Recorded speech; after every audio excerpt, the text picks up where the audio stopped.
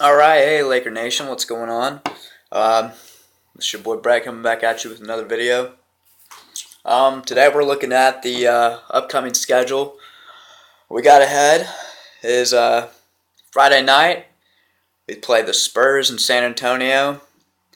Spurs coming in, they're 18-5. They're currently the second team in the West. So, you know, could be a tough game. Obviously, with the way this season's gone, not much has really gone our way. But, if you do recall, last season, when the Spurs were the world champs, we did go down to San Antonio and we pulled off a win. Nick Young hit that game winner. So, who knows? Who knows? We've seen some crazy things happen in the past. So, I'd really like to at least get another win on this road trip we got going on, where we've only been able to get one win so far on this long road trip. The road trip started off with us losing in Philly, and that was an awful way to go down to where they 0-16. So, we gave Philly their first win, and we bounced right back though, and Kobe had that big game in Washington where he dropped 31 in the 108-104 win. Losing to Atlanta, 187. Losing in Detroit, 91-111. Losing to Toronto, 93-102. It was actually a closer game than what the score really indicates. We were right there in it with them. It was about a 4-point game with a minute left in that game, so we played a lot better than the 9-point loss indicates. And losing last night in Minnesota, 123-122, something I really kind of want to get into before we look ahead to the Spurs game. DAngelo Russell really did show up. Really, had a career game for him. And we need that to be consistent from DAngelo. With him playing with that consistent level of intensity, we want him to be aggressive. If we can do those things on a night in, night out basis, we're going to have some success. And it's looking good for the future. I was really proud of DAngelo and the way he came out and competed against Ricky Rubio. So I was really proud of DAngelo. Really proud. Down the end of that stretch, that game was really up to DAngelo, Mo, Hibbert, Swaggy. Those guys really did come in, and they looked a little fatigued going into overtime, but continued to battle, continued to play, make plays when we needed it, and we were really close to pulling off a big win against a pretty good team. The Timberwolves were right there in the mix, not too far away from Houston to compete with that 8 seed this season. So I was really proud of the way we came out and we battled last night. Really went out, competed without Kobe. He didn't play much in the fourth. I don't even know if he played in the fourth, actually. But the way we went out and just continued to make plays throughout, and we just kept on answering the bell. What we really need to be working on is obviously the defense, which Byron supposedly preaches, which I'm really yet to see it. We did give up 122 points last night, or 123. I'm sorry, we gave up 123 points last night. So, the defense is extremely dysfunctional right now, and that's what we're gonna have to really work on going into this San Antonio game.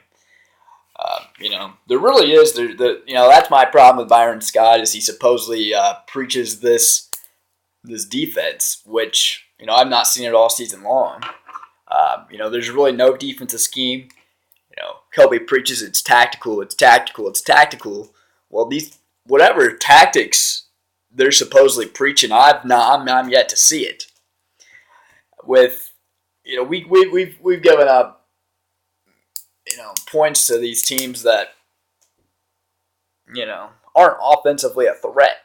And it seems like everyone has their career game against the Lakers. And who do you blame on that? And I get we got a lot of youth on this team, and it's something that's going to take time over. It's going to take some time. Well, we're over 20 games in. We're 3-19. We're 3-19.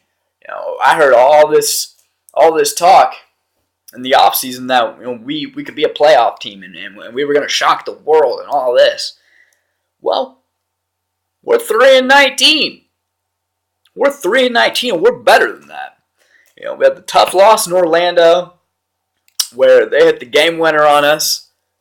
Opening night against the T-Wolves. Away last night win against the T-Wolves. We give games away down the stretch. We can't close teams out. Byron Scott wants to set our starting point guard in the fourth quarter most of the time. So, for me as a fan, it's frustrating. It's frustrating as hell.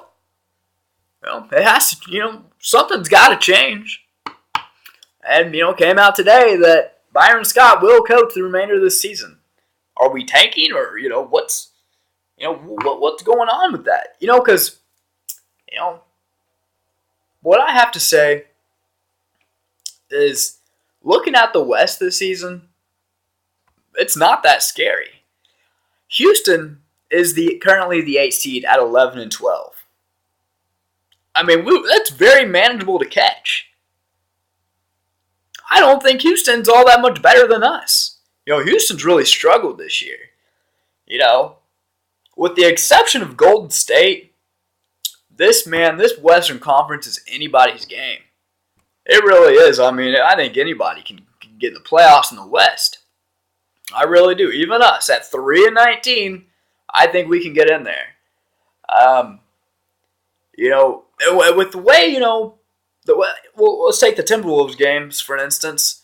And we were right there in that game. Both games this season, they're 9-12, and they're currently the 10th seed, fighting to get in that 8th seed.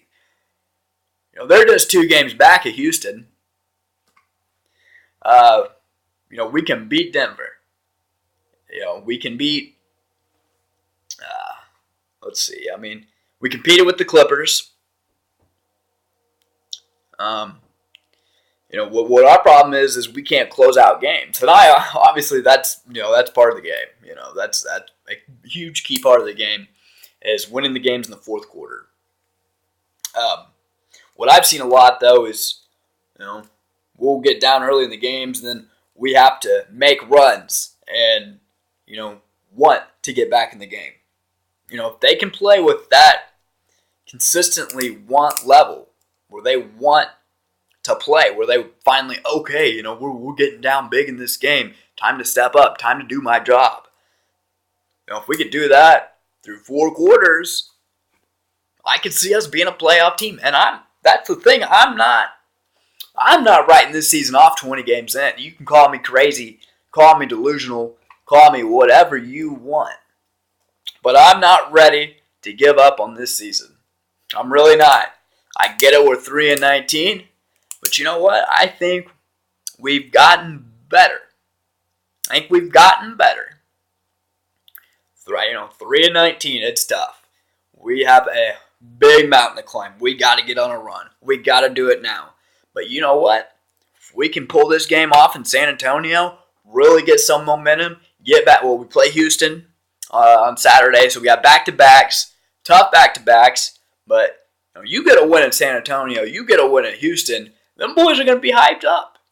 And I think that's what this is. You got the whole Kobe circus going on right now. So there's a lot of intensity going into these games. A lot of hype. We're still a very relevant team. We've got playoff talent. I truly believe that. I mean, you look at our bench, we got a pretty decent bench too. You got Nick Young coming off the bench. Nick Young can flat out play. He can flat out play. I think he would start for most teams. I think he'd go to Memphis and be, a very key guy. He'd be a big time scorer and would, really get a lot of notice. He could probably be the MVP of Memphis. I get they got Marcus Gasol and Zach Randolph, but Nick Young goes to Memphis, he's going to light it up, and that team's going to look good. But I'm not saying let's trade Nick Young or anything like that. I want to keep Nick Young. But I think Nick Young needs some more playing time. It was good to finally see Nick playing last night in Minnesota. He was kind of in Byron's doghouse there for a couple games. We didn't see any of Nick. So, seeing more Nick Young really gets me excited. And, Nick's one of those guys that's a big spark off the bench. He comes out, he's a three-point threat right away. And we need that. We need to score. Defensively, he can use some work, but he did a good job in Minnesota last night. He really did. Really did. He played a little bit on some Ricky Rubio, and I was very pleased with Nick. And, if Nick can continue to play defense too, and shoot the ball like he has been doing. Nick for his career has shot, 40%? Shoots very good from the three-point line. I'm not sure the exact number on that, but, Nick's a baller. Nick is a flat-out baller. We need to keep Nick Young. I hear a lot of trade talk about Nick Young, but, why? And who are you going to get out of Nick Young? Personally, Nick Young as a person, you can question it, whatever. I don't think he's that bad of a guy. I like Nick Young. He's a bit of a goofball, a little hot-headed. You see, got ejected the other night in Detroit. So the thing about Nick is, if he can, get his head straight, Nick Young could be a starter. I'm not going to say he's an elite NBA player or anything like that, but he's a good scorer. And he's a really good player to have off the bench. So I'd like to keep a great role player. He's a great role player. That's what he is. He's a really good role player. I think he could be sixth man of the year. I think he could truly be a sixth man of the year. No doubt about that.